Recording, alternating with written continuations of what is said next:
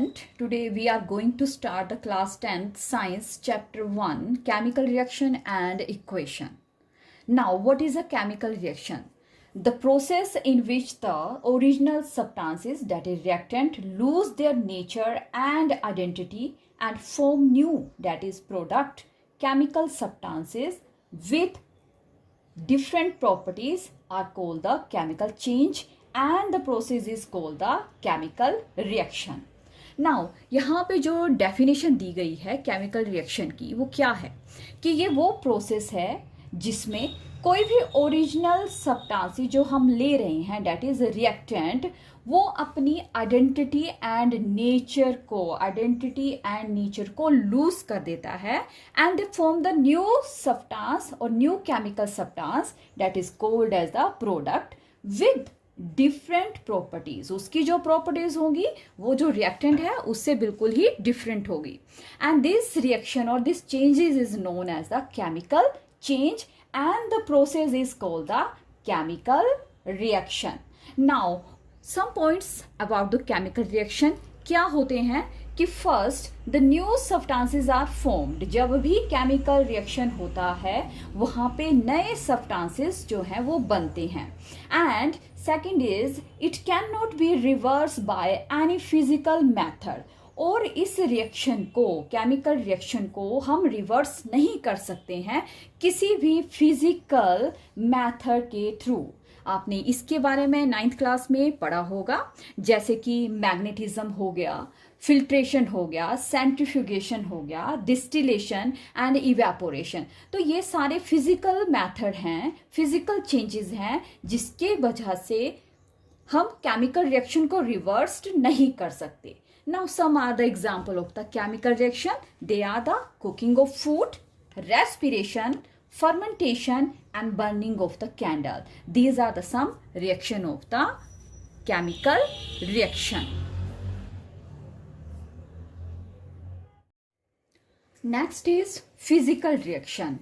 Chemical reaction के बारे में आपको पता चल गया, ठीक है. अब जो नेक्स्ट है वो है फिजिकल रिएक्शन. तो फिजिकल रिएक्शन क्या होता है? The process in which the original substances do not lose their nature and identity and do not form new substances is called physical reaction.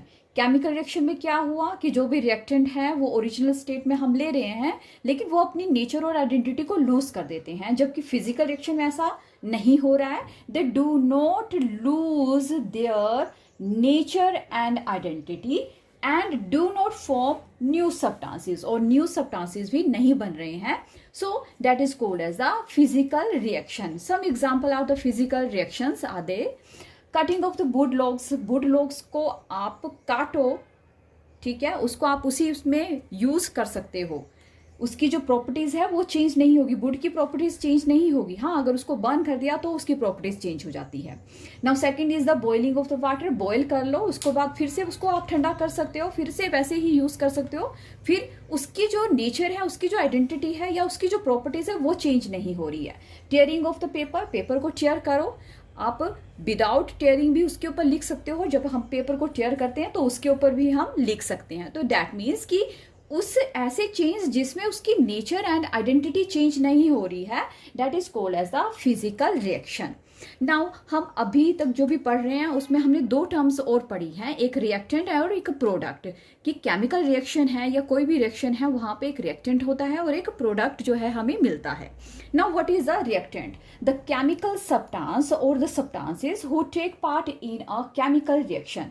ऐसा केमिकल सब्सटेंस या substances जो एक chemical reaction में part player कर रहा है, part ले रहा है एंड इट टेकन ओरिजिनली, और वो जैसा है वैसे ही हम उसको ले रहे हैं एंड विच रिएक्ट टुगेदर. और जो वो स्पीसीज होंगी, जो भी वो रिएक्टेंट्स होंगे, ए बी जो भी रिएक्टेंट होंगे वो एक दूसरे के साथ रिएक्ट कर रहे हैं. These are called as the reactant and this is right on the left side of the chemical. Next is product. A new substance or substances which are formed in a chemical reaction is called as the product.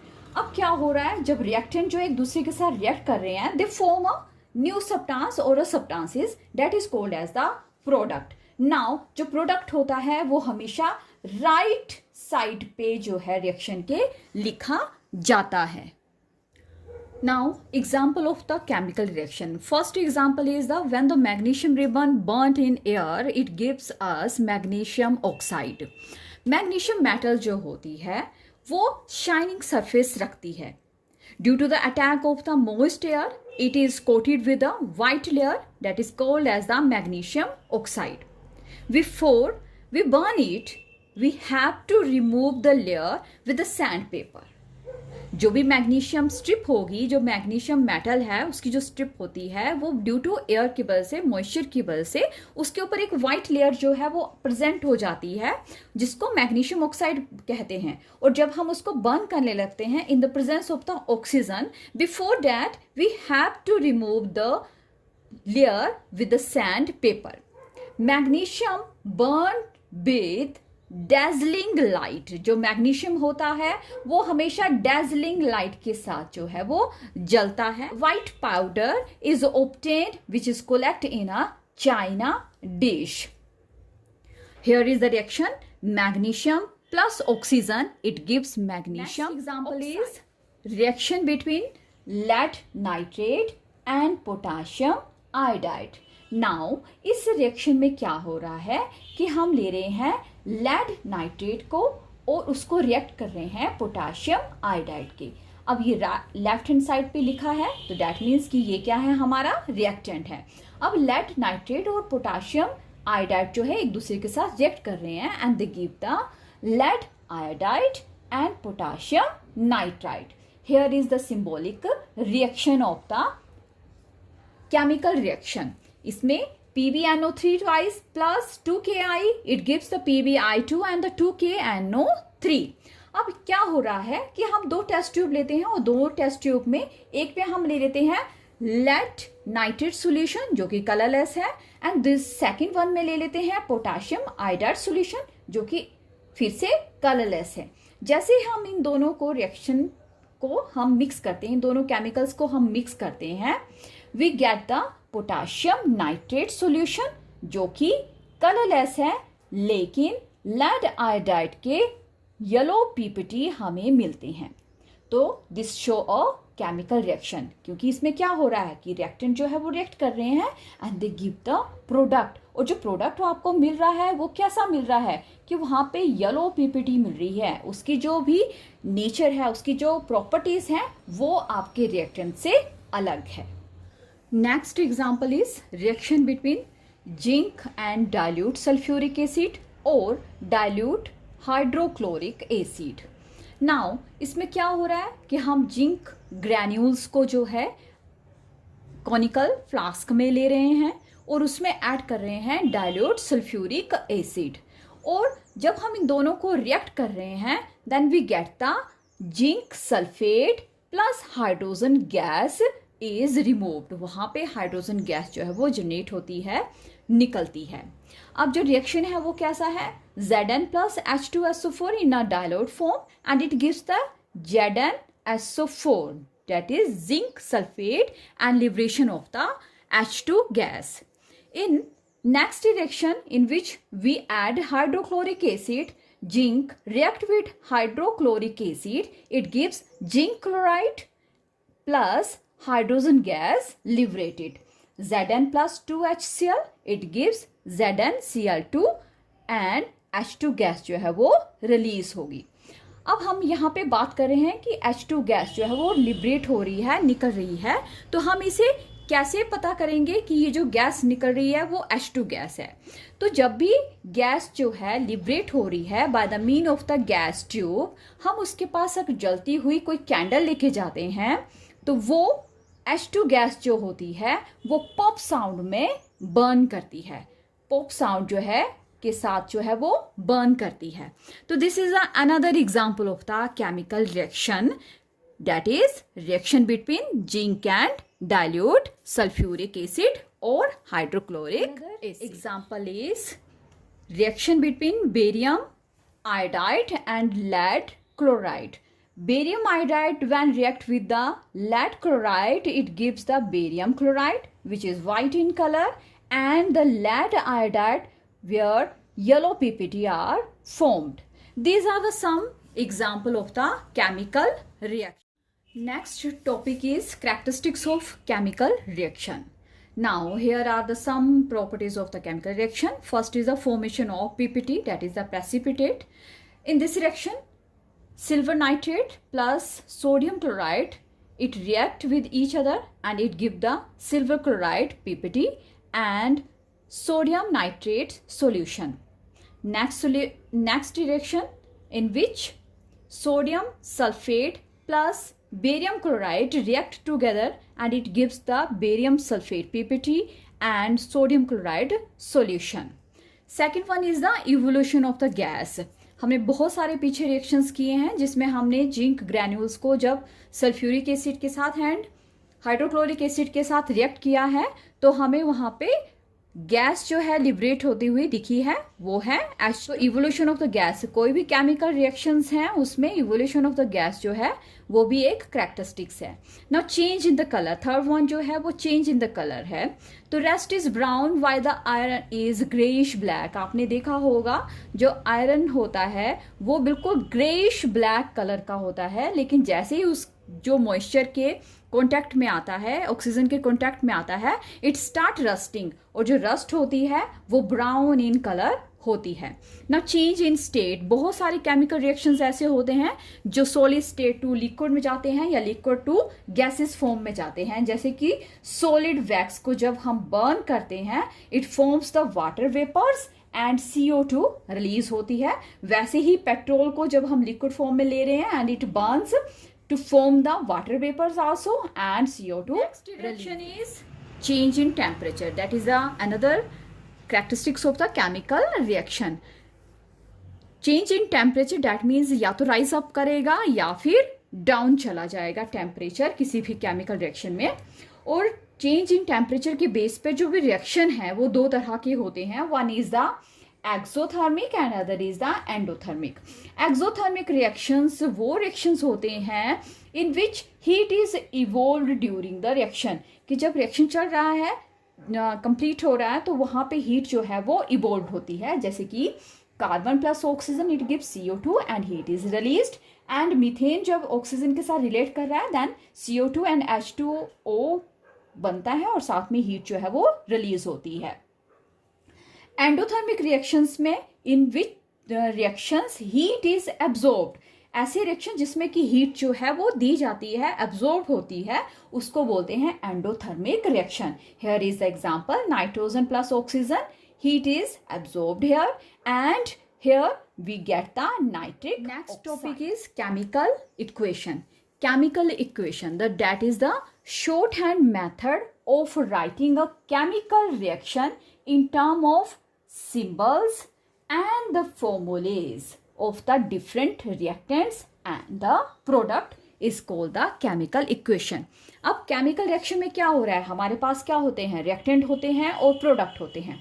अब हम उनका जो name है उसको लेकर जो है एक अगर इक्वेशन लिखते हैं तो बहुत लंबी हो जाएगी. ठीक है, तो हम क्या करते हैं कि हम उनके सिंबल्स और फॉर्मूलेस को यूज करते हैं और उसमें डिफरेंट रिएक्टेंट्स और प्रोडक्ट्स जो होते हैं उनके सिंबल्स और फॉर्मूले को लेते हैं और एक केमिकल इक्वेशन को बना देते हैं. तो वो जो शॉर्ट हैंड मेथड है, वो जो शॉर्ट मेथड है उसको बोलते हैं केमिकल इक्वेशन. अब केमिकल इक्वेशन जो होती है वो दो तरह की होती है. One is the balanced chemical equation and other is the unbalanced chemical equation. Balanced chemical equation क्या होती है? It is an equation in which the number of atoms of the each element on the two sides of the equation are equal is called balanced chemical equation. कि ऐसी chemical equation जिसमें जो number of atoms हैं किसी भी element के on the both sides, दोनों sides पर, लेफ्ट हैंड साइड पे एंड राइट हैंड साइड पे वो बिल्कुल इक्वल है, then it is called as the balanced chemical equation. while as unbalanced chemical equation क्या हो गई? that is the number of atoms of elements are not equal, जिसमें कि जो भी रिएक्टेंट है वो प्रोडक्ट के बराबर नहीं है, दोनों साइड्स पे जो है कुछ इनबैलेंस जो है वो चल रहा है, तो that is called as the unbalanced chemical equation. Balancing of a chemical equation. Now, why do we need to balance a chemical equation? Simple answer, to satisfy the law of conservation of mass. That is, total mass of all the product is equal to the total mass of all the reactant. जब भी हम किसी chemical equation को balance कर रहे हैं तो उसकी जरूरत क्यों पड़ती है? दैट इज कि हमने क्या करना है कि law of conservation of mass को सेटिस्फाई करना है. और law of conservation of mass क्या है कि total mass of all the product जो है वो इक्वल टू होने चाहिए total mass of all the reactant. Balancing of a chemical equation. How to balance a chemical equation? Now the question is arises कि how to balance a chemical equation. हमने ये समझ लिया कि chemical equation को balance करना क्यों जरूरी है, लेकिन हम उसे बैलेंस कर कैसे सकते हैं. तो first step is to write the word equation. To write the word equation. जो भी आपके पास केमिकल इक्वेशन होगी पहले उसको वर्ड इक्वेशन में लिखना है. For example, iron plus steam gives magnetic oxide of iron plus hydrogen. Second step is writing the skeletal chemical equation. Skeletal chemical equation वो इक्वेशन होती है जिसमें जो भी हमारे पास वर्ड इक्वेशन थी उसके फॉर्मूलेज या उसके सिंबल्स जो हैं आपने लिखने होते हैं. अब आयरन है तो इसको हम सिंबली यूज करते हैं Fe. स्टीम दैट मीन्स कि वाटर वेपर्स है तो water. Magnetic oxide of iron Fe3O4 and hydrogen is H2. Now third step is to enclose the formula in boxes. Now third जो आपका स्टेप है उसमें जो भी हमने स्केलेटल इक्वेशन लिखी है उसको हमने इन बॉक्स कर देना है, बॉक्स में डाल देना है. Fe को बॉक्स अप किया, H2O को बॉक्स अप किया, Fe3O4 को बॉक्स अप किया एंड H2 को भी बॉक्स अप किया. नाउ अब इस बॉक्स अप करने का मतलब क्या है, इनको बॉक्सेस में रखने का क्या मतलब है कि जो भी चेंज हम करना चाहें इन बॉक्स के बाहर ही कर सकते हैं. इनके अंदर जो फॉर्मूला लिखा है हम उसमें कोई भी चेंज नहीं कर सकते हैं. Step 4, to list the number of atoms of different element on left hand side and right hand side. Now we know that in a chemical equation we have reactant and product. Reactant are right on the left hand side and the product are right on the right hand side. Now fourth step, to list the number of the atom of the different element on left hand side and the right hand side. तो सबसे पहले हमने क्या करना है कि जो भी एलिमेंट्स हमें इस इक्वेशन में मिले हैं जैसे कि Fe है, H है, O है, तो उन एलिमेंट्स को वहां पे लिख लेना है और उनका जो नंबर है लेफ्ट हैंड साइड पे वो नंबर लिखना है. जैसे कि इस इक्वेशन में हमारे पास Fe जो है लेफ्ट हैंड साइड पर 1 एटम है तो 1 एटम लिख लिया. हाइड्रोजन जो है वो 2 है तो 2 लिख लिया. ऑक्सीजन जो है वो 1 है तो 1 लिख लिया. अब यही नंबर जो है राइट हैंड साइड पे जो एटम्स के नंबर है वो कितने हैं. Fe के यहाँ पे 3 एटम्स हैं तो 3 लिख लिया. हाइड्रोजन के यहाँ पे 2 हैं तो 2 लिख लिया और ऑक्सीजन के यहाँ पे 4 हैं तो हमने 4 लिख लिया. Step 5, to select the biggest formula to start the balancing. जो भी केमिकल इक्वेशन आपके पास दी गई है उसमें आपने सबसे पहले बिगेस्ट फॉर्मूला को आइडेंटिफाई करना है और वहां से जो है बैलेंसिंग शुरू करनी है. Fe3O4, here the oxygen have the 4 atom while on the left hand side there is only 1 atom and Fe has 3 atoms while on the left hand side it has 1 Fe atom. So we will start with the Fe3O4. Now start the balancing of the different element also. उसके साथ ही हमने बाकी के जो भी बचे हैं जितने भी एलिमेंट्स वहां पे प्रेजेंट हैं उनको भी बैलेंस करना शुरू कर देना है. अब इसको बैलेंस करने के लिए क्या करना पड़ेगा कि हम बॉक्स के अंदर कोई भी चेंज नहीं कर सकते हैं लेकिन बॉक्स के बाहर हम चेंज कर सकते हैं. अब यहाँ पे जो बिगेस्ट फॉर्मूला है उसमें ऑक्सीजन 4 है तो हम लेफ्ट हैंड साइड पर वाटर को 4 के साथ मल्टीपल कर देंगे। बिगेस्ट फॉर्मूला में Fe के पास 3 एटम्स थे, लेकिन दूसरी तरफ लेफ्ट हैंड साइड पे हमारे पास 1 एटम था, तो हम उसको 3 के साथ मल्टीपल कर देंगे। जब हम मल्टीपल करते हैं ऑक्सीजन को 4 के साथ, देन हमारे पास जो हाइड्रोजन है उसका नंबर जो है वो 8 हो जाता है। 2 4 जा 8। तो हाइड्रोजन को बैलेंस करने के लिए हम राइट हैंड साइड पर H2 को 4 के साथ मल्टीपल कर देते हैं। Now step 7 to check the correctness of the balance equation. अब हमने देखना है कि क्या हमारी इक्वेशन है, जो लास्ट इक्वेशन हमारे पास आई है, क्या वो बैलेंस्ड है या नहीं है।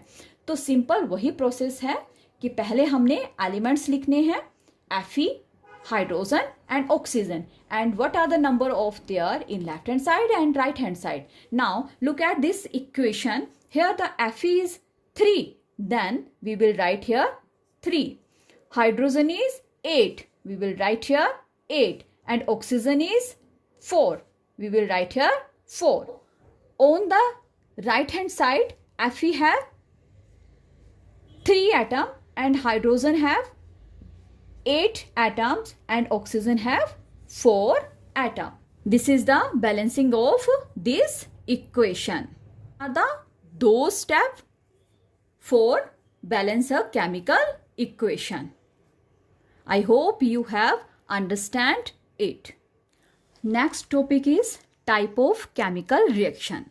Now first is the combination reaction. Those reactions in which 2 or more elements or compound combine together and to give a form a single compound are called the combination reaction. Combination reactions कौन से reactions होते हैं? ऐसे reactions होते हैं जिसमें 2 और more elements, 2 या 2 से ज़्यादा elements या compounds जो हैं वो combine करते हैं, लेकिन they form a single compound is called combination reaction. Here is the one example of the combination reaction, that is the reaction of the water on quicklime. Here is the formula of the quicklime, CaO, solid form में लिया और उसको हमने जब water के साथ react किया, we get the scaled lime, that is the calcium hydroxide. Now here in this reaction we are reacting 2 elements, quicklime and the water. 2 reactant हम use कर रहे हैं जो combine कर रहे हैं and they give the calcium hydroxide. Here are the some example of combination reaction. Carbon plus oxygen, it gives carbon dioxide. Hydrogen plus oxygen, it gives water. Magnesium plus oxide, it gives magnesium oxide. And iron plus sulfur, it gives the iron to sulfide. These are the combinations reaction in which 2 or more elements are combined with each other and they give a single compound. Second type of chemical reaction is decomposition reaction. Decomposition reaction, जो name है इसका वही हमें बता रहा है कि इस रिएक्शन में क्या हो रहा है, डिकम्पोजिशन हो रहा है, दैट इज द ब्रेकिंग हो रही है किसी चीज की. What is the definition of the decomposition reaction? That is the reaction in which a single compound breaks down to give the 2 or more simpler substances are called decomposition reaction. First जो chemical reaction था वो था combination reaction, जिसमें एक या एक से ज़्यादा जो रिएक्टिंग स्पीसीज थी वो कंबाइन कर रही थी and they form a single substance, single compound. Second जो टाइप है केमिकल रिएक्शन की वो है decomposition reaction, in which the reaction a single compound breaks down to give the 2 or more simpler substances. कोई single compound है जो break down कर रहा है, टूट रहा है और वो 2 या 2 से ज्यादा जो है सिंपल सब्सटेंसेस बना रहा है. Now decomposition reactions further 3 types के होते हैं. First is the thermal decomposition reaction. Thermal है दैट मीन्स कि उसमें जो है और हीट का हम इवॉल्व करेंगे. Second one is the electrolytic decomposition reaction, or it is also known as the electrolysis. Electro means electricity के बेस पर, लाइसिस का मतलब होता है टूटना, ब्रेकिंग ऑफ, किसी चीज का ब्रेक करना, लाइसिस मीन्स टूटना। तो इलेक्ट्रिसिटी के बेस पर लाइसिस टूटना, that is the second part. And the third type जो है वो है photo decomposition reaction, that is the photolysis.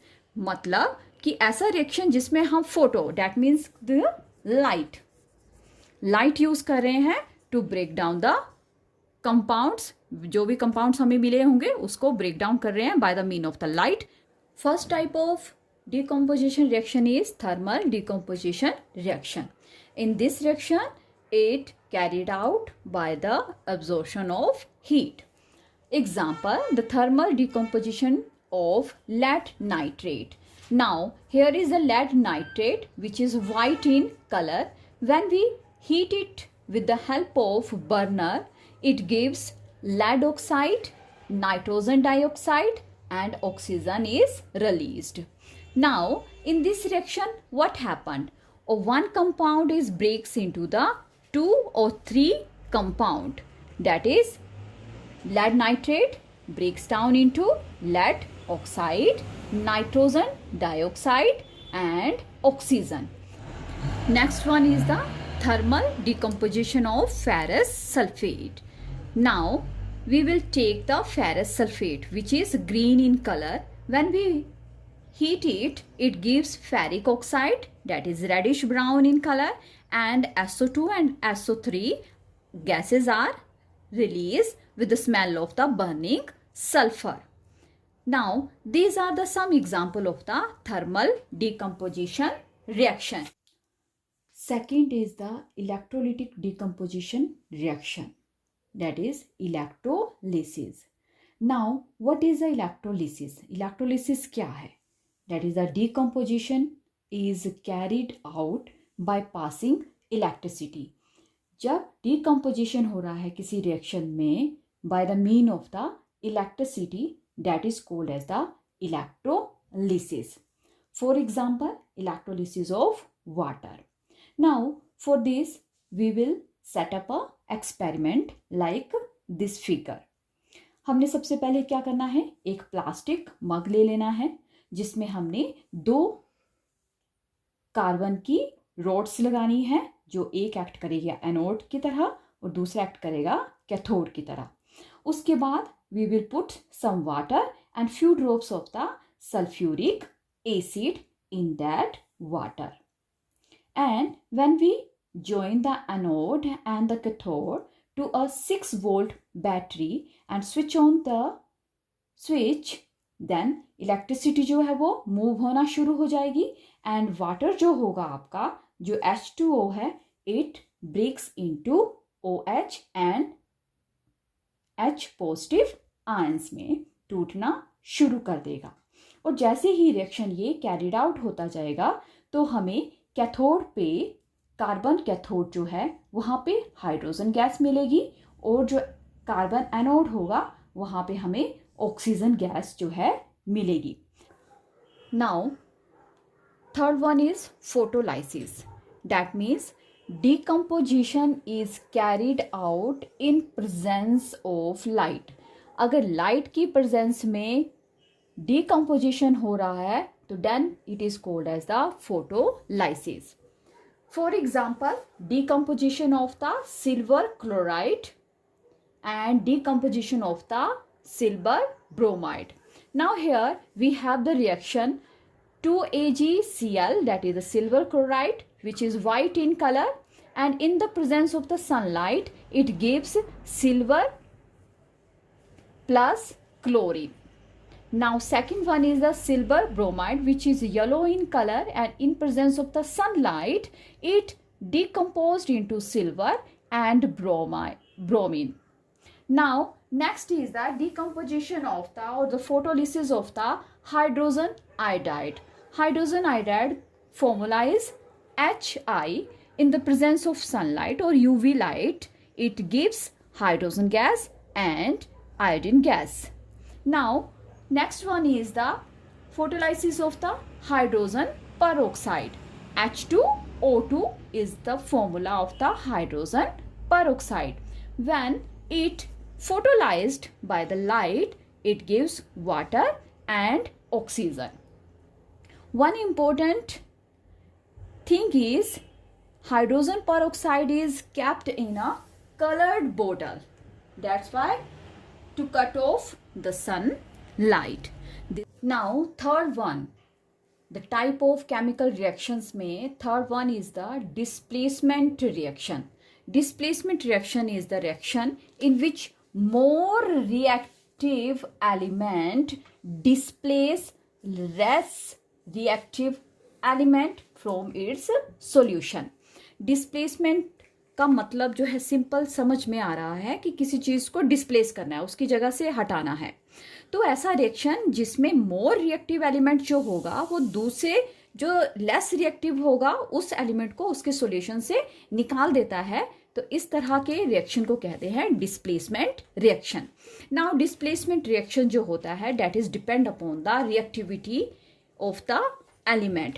What is the reactivity series? That is the arrangement of metals in a vertical column in order of their decreasing reactivity from top to bottom is called reactivity series.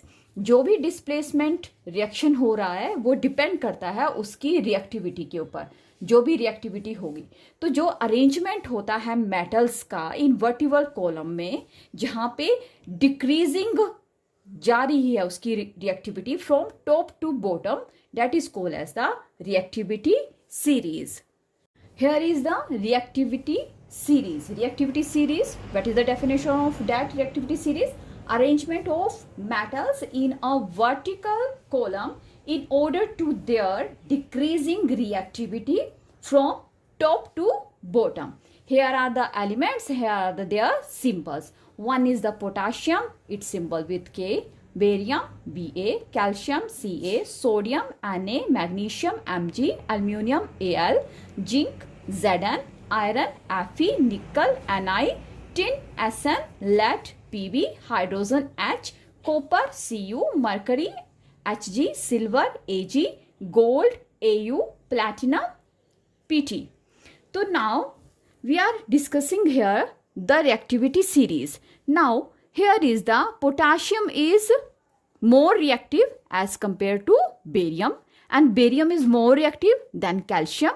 Calcium is more reactive than sodium, and sodium is more reactive than magnesium. Magnesium is more reactive than aluminium. So on, aluminium, zinc, iron, nickel, tin, lead, they are more reactive than hydrogen. And these are the below the hydrogen, these are the element which are less reactive than hydrogen. Copper is less reactive than hydrogen. Mercury is less reactive than hydrogen and the copper. And the silver is less reactive than mercury, copper and hydrogen, so on. And the gold and platinum lies at the last or the below the this series. So this is the reactivity series where the reactivity decrease downward.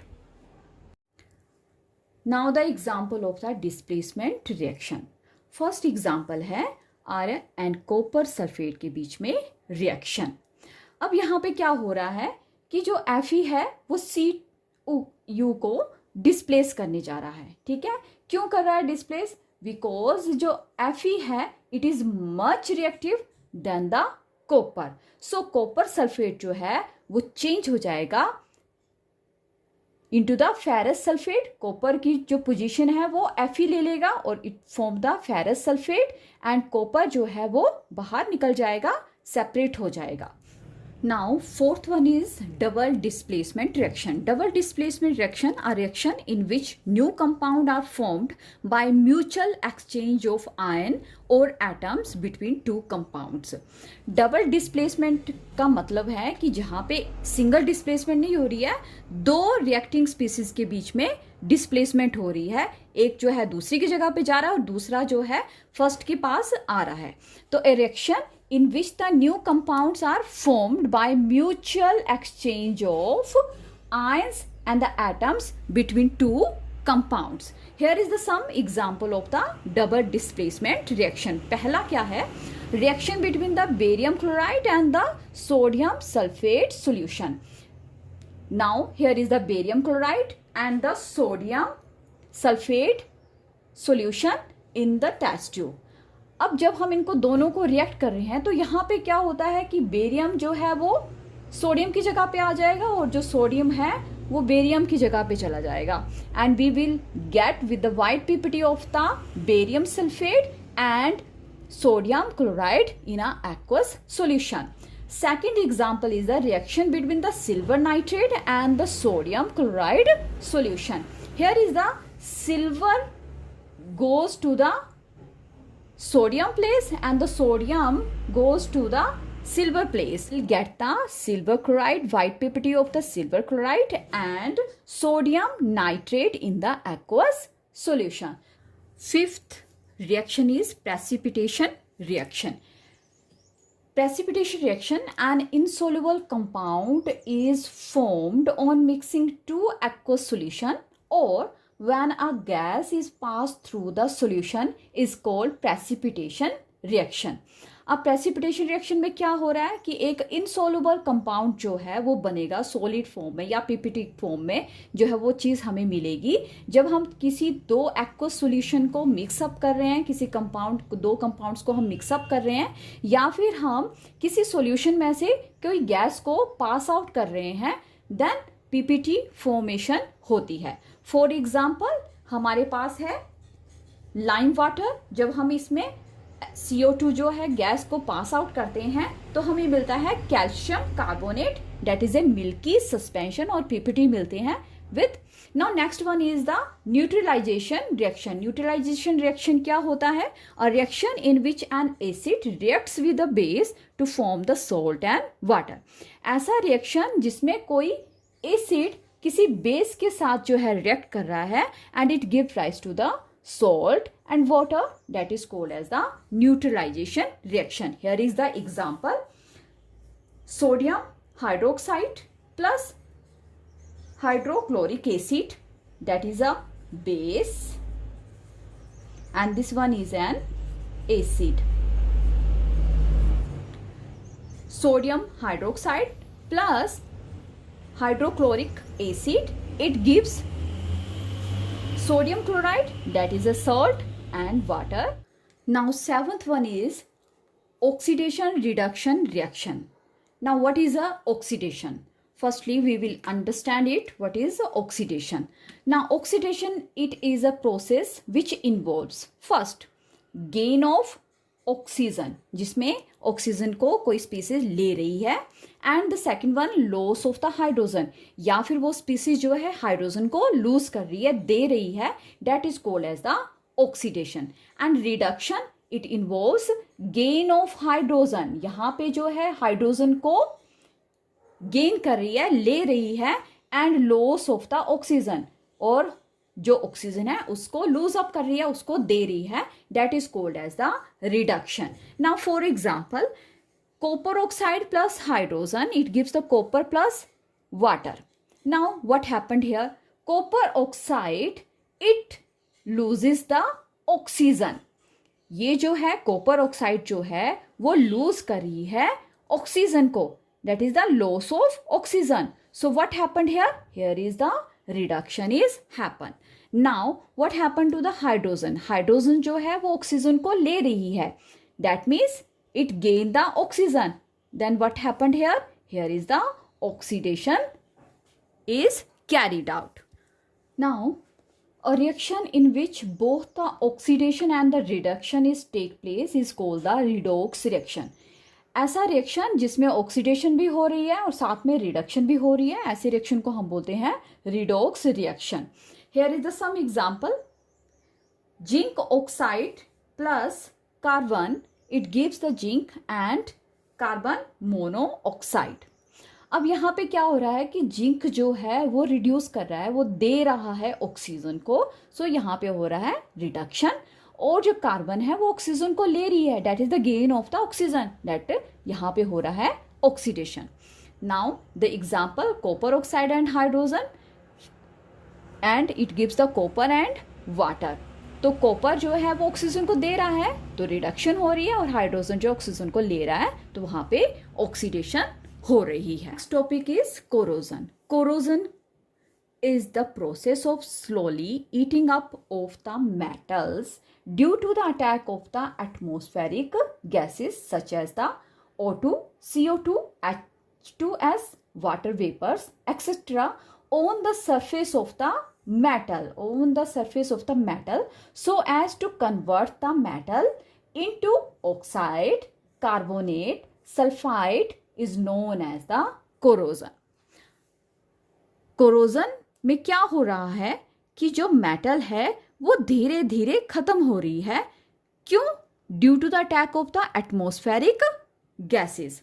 Oxygen होगी, carbon dioxide होगी, water vapours हो गए, वो धीरे धीरे उस metal के surface को ईट अप कर रहे हैं, धीरे धीरे खराब कर रहे हैं, जिसकी वजह से वो मेटल जो है ऑक्साइड में कन्वर्ट हो रहा है, या कार्बोनेट दे रहा है, या सल्फाइड दे रहा है, और इस प्रोसेस को कहते हैं कोरोजन। सिंपल आप रस्ट के बारे में जानते होंगे। जब हम Fe को अगर वो ऑक्सीजन के या मॉइस्चर के कांटेक्ट में आता है, आपके रखा है और वो जो है कांटेक्ट में आ रहा है, it convert into the hydrate ferric oxide, that is a rust. Now second example is the silver. जब वो कांटेक्ट में आता है हाइड्रोजन सल्फाइड के, हाइड्रोजन सल्फाइड कहाँ से मिल रही है? एटमॉस्फेयर से ही मिल रही है। तो हाइड्रोजन सल्फाइड के साथ रिएक्ट करता है, it gives the silver sulphide which is black in colour, and hydrogen gas is released. So method to prevent corrosion, first is painting. Simple है, मेटल को पेंट कर दिया जाए। Second one is the greasing and oiling the metal. अगर हो सके तो metal को ग्रीस कर दिया जाए या ऑयलिंग कर दी जाए तो भी कोरोजन जो है वो बच सकता है। And the by the mean of the galvanisation. Galvanisation is a process of the coating the surface of the iron object with a thin layer of zinc.